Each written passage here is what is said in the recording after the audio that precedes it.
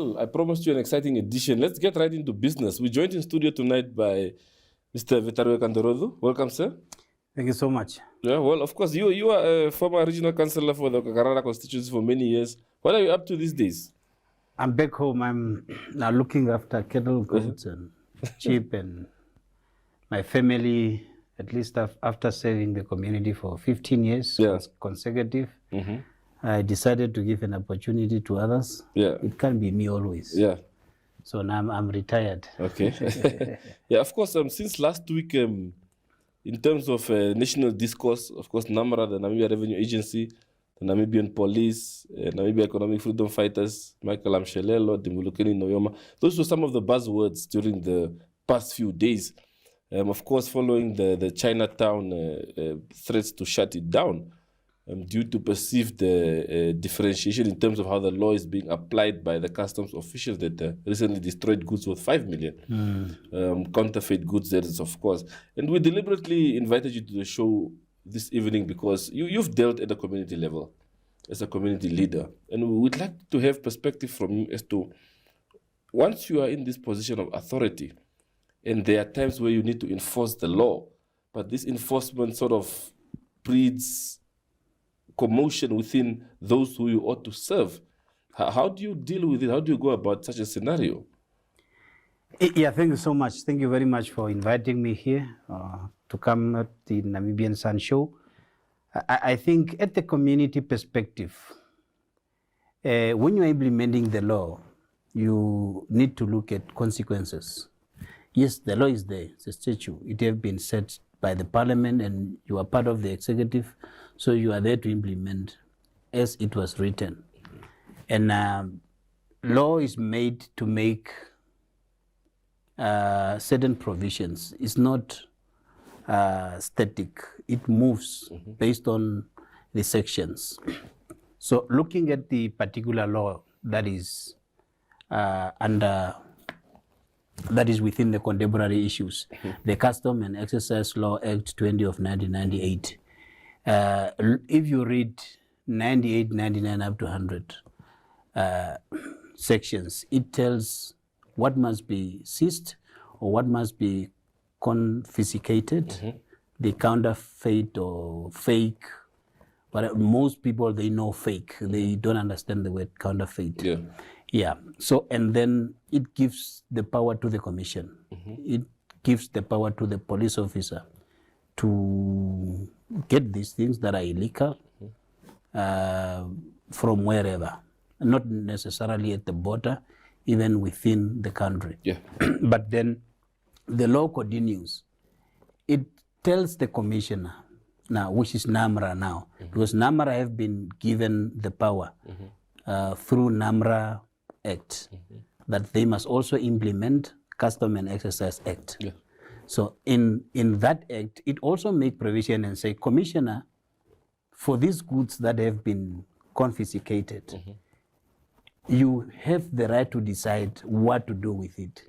You can take it to the auction, you can donate, you can ban them, dispose them. So that's the type of the law. It's not like, it's not close-ended. It's always open-ended. Now, the problem of the technocrats in the office, they are very subjective. They are not objective. They don't think of the consequences. They don't mind of the community. Now, the unfortunate thing in the whole issue of the 5 million goods that were banned, we don't know what exactly is it. They have not disclosed that information to the public. We don't know from whom did they seize these items or goods. The commissioner was talking about pharmaceutical goods. For that one in particular, the pharmaceutical and then alcohol, to ban them is fine because it's dangerous to the life of everyone. Now you have now the situations that have created the commotion. It's now the goods, the clothing, the blankets, the shoes, these items that are that we need. Some of us, we need them. Some of the people, they want them. Yeah. Because of the standard of living. So now, these items have been taken from the people. We don't know who are these people, but they are Namibians, irrespective. Yeah. We don't need to know from which region or whatever, they are Namibians. There might be some foreigners, people from Lebanon that are here, China and whatever. But because that identity is hidden by the commissioner, we are Namibians. So we assume these items have been taken from us. So what was so difficult for the commissioner to declare it, what is it in the newspaper, what is it that they're going to ban, so that the people can also understand what is it that they are going to ban, how necessity are these items. So they were ignorant in that regard. Now, comparing to the fact that it's saying it was taken from the Namibians, counterfeit items, fake items, Namibians are hidden, but we know, we assume most of the items at Chinatown are fake and counterfeit, according to the public knowledge. Yeah. So we also have our own right to assess the situation. So the public assume, no, then why Chinatown was spared? Why were they not seized? Why are they still doing business? While my brother and my sister have been denied, disenfranchised the opportunities to trade, while we assume that these products are of the same nature, of the same quality. So that's the situation that created the commotion. And you know the relationship between China and Namibia, the Communist Party and SWAPO that is in implementations. So that in itself had triggered the situation that, no, they are protecting Chinatown because these guys are from China. China is giving money, donating money, giving loans to the Namibian government under SWAPO because of the friendship, and now they are not touched. Yeah. Now you come at the situation at Chinatown, most people, they also assume these people, they don't pay tax. They assume these people, they hardly make deposits at the bank. These people, they don't sleep in Kadutura. They sleep at the same place where they do business. So while we don't sleep at the municipality stalls where we do business. So we have to hire the stall of the municipality and hire a room in Katutura or Rocky or wherever. But for Chinese, they pay one rent. Yeah. Why are they spared? Why are they been given all the preferential treatment over the citizen? Yeah. So the implementations of the whole issues, it was not carefully well calculated by the commissioner through the power that he was given within the act. Yeah. I understand the concerns around the perceived differentiation as far as the implementation of the law comes. You were a regional councillor. You had a specific mandate and to execute on your office. So as an institution, and you mentioned that there are certain consequences when you're implementing the law, how do you balance the two? If you have to maintain the law this side you have to serve the community. What determines then, when is it then good for the community to say, no, but you as a councillor, you gave that household food, you didn't give us, so we are going to go rogue now? How do you then maintain public order? First thing that you need to do if you're in public office is advocacy, awareness, and sensitization of the public. The public need to understand, why are you taking that action? Why are you giving food to this household and not to that one? You understand? So why there are two security officers. One is getting the drought relief, one is not getting. You must be in a position to explain prior, before the distribution, of the drought food, for example. So now, on the issue of NAMRA is not known. That division was within the Ministry of Finance. So after they were now declared as a state-owned enterprises, they got the limelight, but in terms of the public on the ground to understand what is their duties, what must they do, what must they not do, because most of the people, even custom and exercise, many people think is only things for the borders, at the airport, at the Namport, or Chicago, Arians Flay. They have no business within inland here. Why? Because there is no education with regard to that. So if the public are not educated, they won't understand the implementation of the law. So first, if you're in a public office, sensitize the public. They will understand. And then they will also start to rally behind you. But then if you think you are powerful, public is more powerful than you. They will replace with somebody else whom they think he will understood them and rally with them. Mr. Kandorozu, we'll go for a short break quickly and we'll be back to continue this conversation. To our viewers, we are off for a short break and we'll be back soon. Don't move an inch.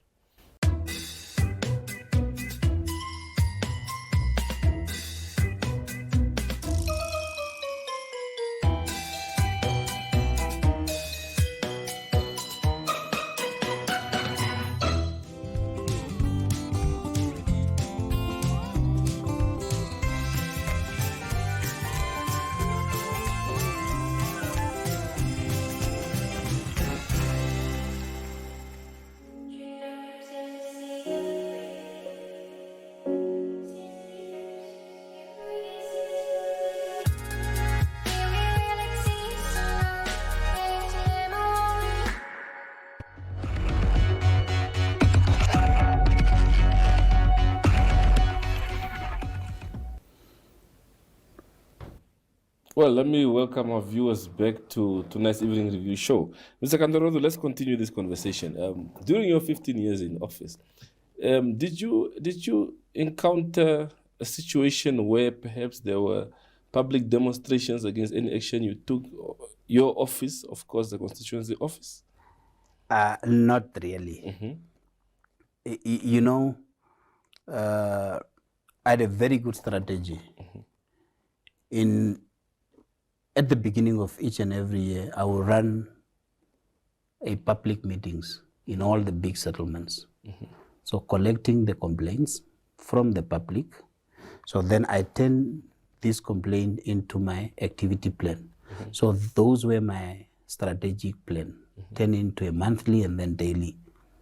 So next year, what will I do? I will give the feedback through this community engagement and then take another complaints again and turn them into projects and whatever. So that's how I operated. The only things that instigated community to demonstrate, it was the same situation like the contract of the road to the airport. So that was now the construction of the road from Oshinene to Oshivanda. So people were demonstrating with the China Henan company, Chico, because of the payment, because of the recruitment. And so in that case, I have to intervene as a leader. While I also know that these are labor-related matters. But as a matter of fact, the project is important to the constituency, to the region, and then nationally. So that was one of the biggest demonstrations, but then it was not against me, it was against the company. But the impact will be felt onto the constituency. So, but then I had engagement with the company, we engaged one another, where disciplinary measures have to be applied. They have applied. I did not intervene, but I provided guidance leadership. I rescue some of the situation.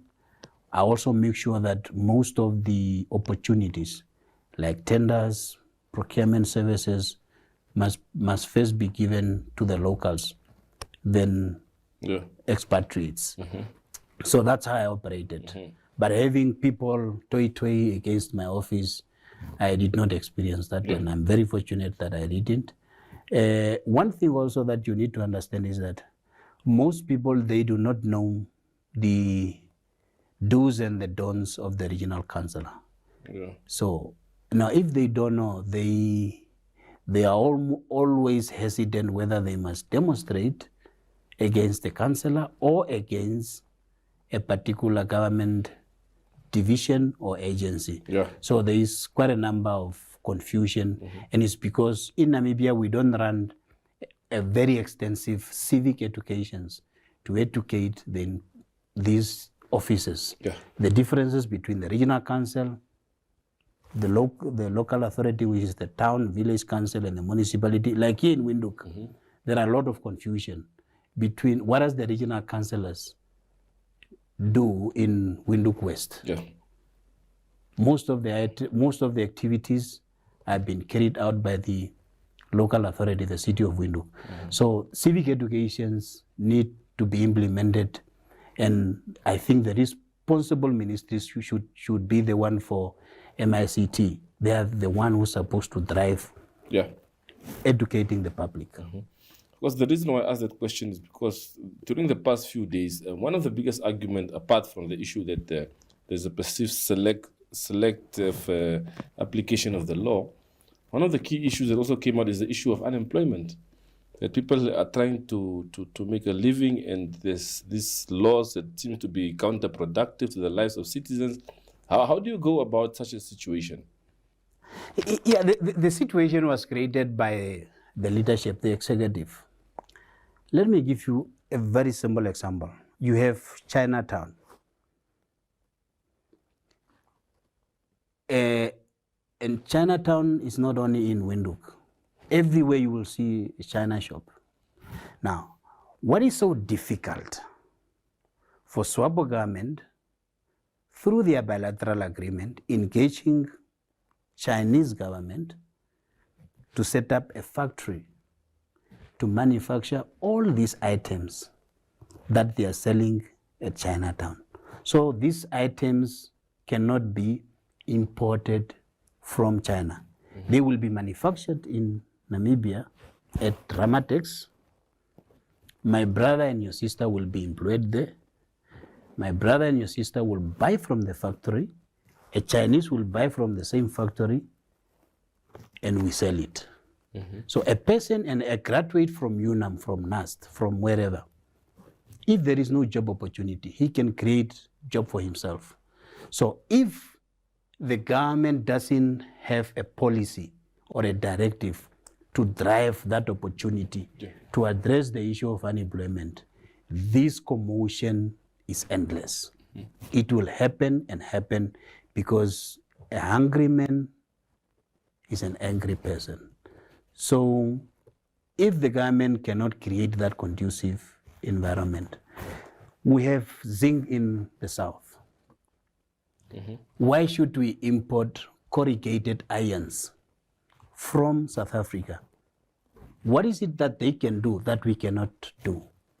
We have fish at the coast. The tomato paste that is being poured in the tin is coming from China. We have bungu bungu, we have shadi kongoro there. Why can't we make our own tomatoes?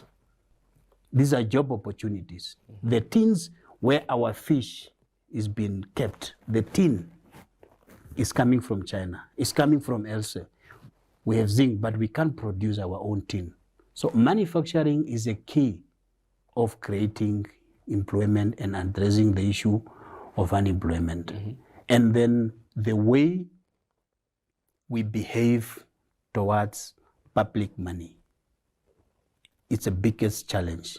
That ethics, where everyone thinks, whenever I'm given a position of trust, I must eat, I must abuse, and then there will be nothing left for the next generation. And that generation will be unemployment, and then they will demonstrate against me. So that attitude, that ethics, that behavior, that anti-corrupt kind of a system that must be installed in us is not here in Namibia completely. Why? Because the program that's supposed to address this issue is the nationhood and the nation pride.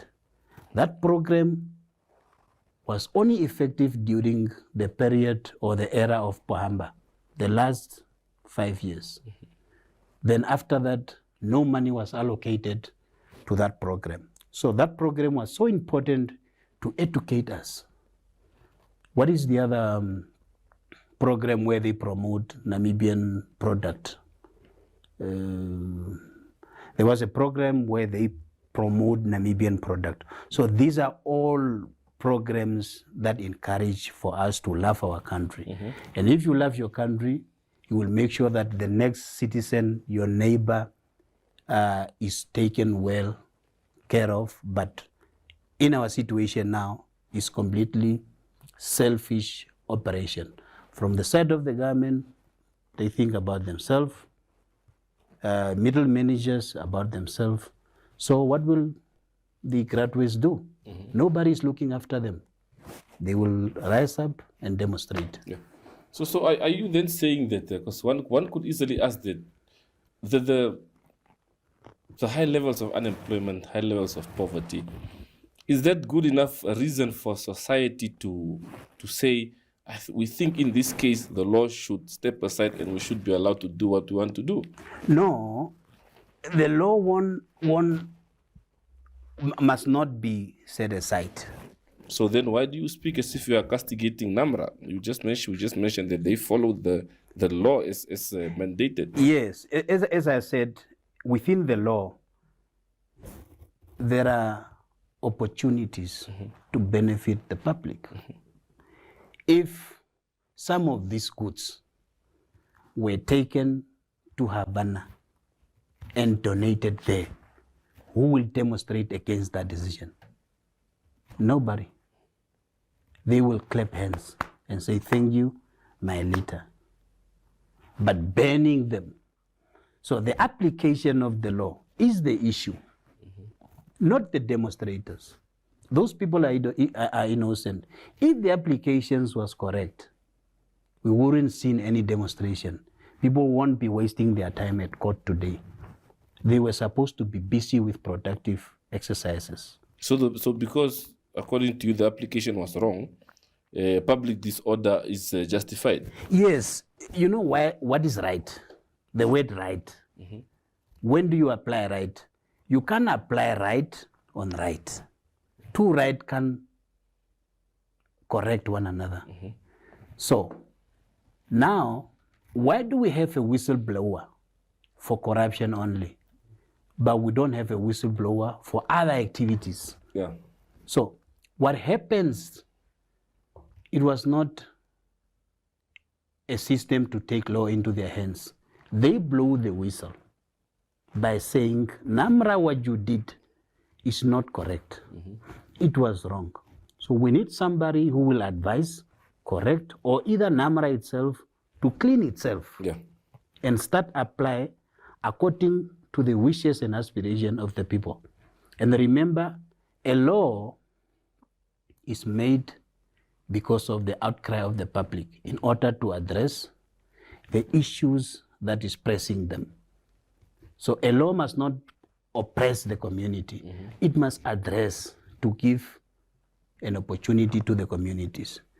So that's why I said the act they are referring to, it's open-ended. It gives the commissioner an opportunity to benefit the public. But they decided not to benefit the public. So the public, they have the right to stand up and say freedom of speech, freedom of expression, but yes, one will not advocate and promote for anarchy. But what they did, it was a whistleblower kind of a system for leadership to stand up and correct or apply the law differently during the next CISA. Yeah. Mr. Kandorozu, thank you very much for your time this evening. We highly appreciate it. Thank you for having me here at your platform. I really appreciate it. Thank you. To our viewers, that's it from our side for tonight. Catch the evening review team again tomorrow, same time, same place. Have a pleasant evening.